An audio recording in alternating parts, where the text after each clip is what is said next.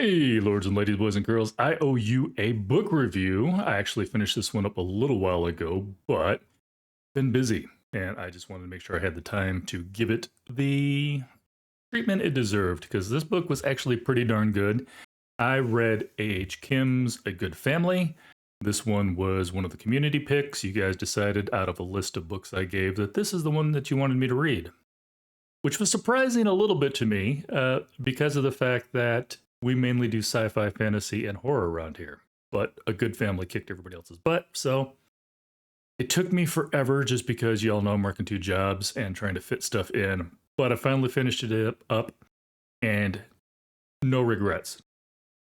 So basically, Good Family is a story told from the perspective of two sister-in-laws.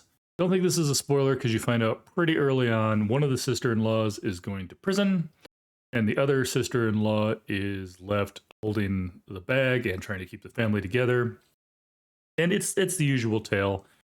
One sister's very much spoiled and used to everything falling in her lap, and the other one is the one that everybody just assumes is going to take care of things, you know, the good sister. And again, they're sister-in-laws, but it's a family. What can I say? And this is not normally the type of book I would pick up. It's got very much a little bit, wait for it, a little bit of kind of the Kardashian feel where, you know, everything's out in the limelight, everything's happening. There's scandals, yada, yada, yada, but they got money and fame. And so, however, A.H. Kim's writing totally drags you in. None of her characters are, this is the evil one or this is the good one to that extent.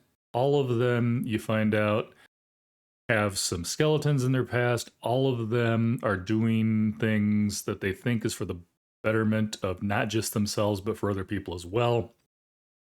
So you care about the characters, even the ones that are supposedly, you know, the bad characters.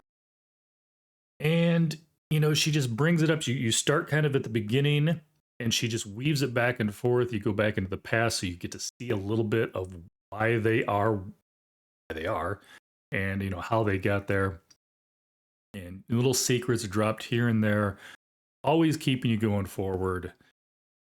Goes right up through to the very end. This one wraps up very nicely at the end. You find out a lot of things that maybe you weren't expecting. But like I said, Kim's writing takes a story that I would not normally care for, and like I said, makes me care about the characters, makes me care about what's happening. Can't wait to see what happened. I can't wait to see what's going to happen. And if I had had any time in my schedule at all, this was probably a 2 to 3 day read. It really was.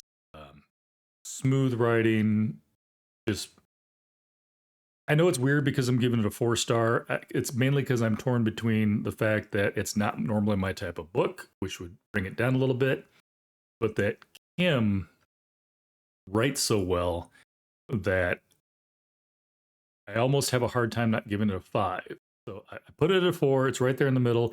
If this is the type of story you like, you know, just a family story, conflict, all that type of stuff, 5-star, no problem with that.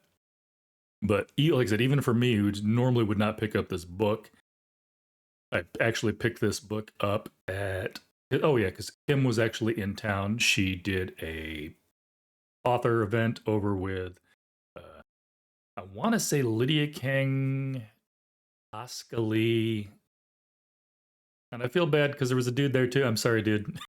There was a guy there.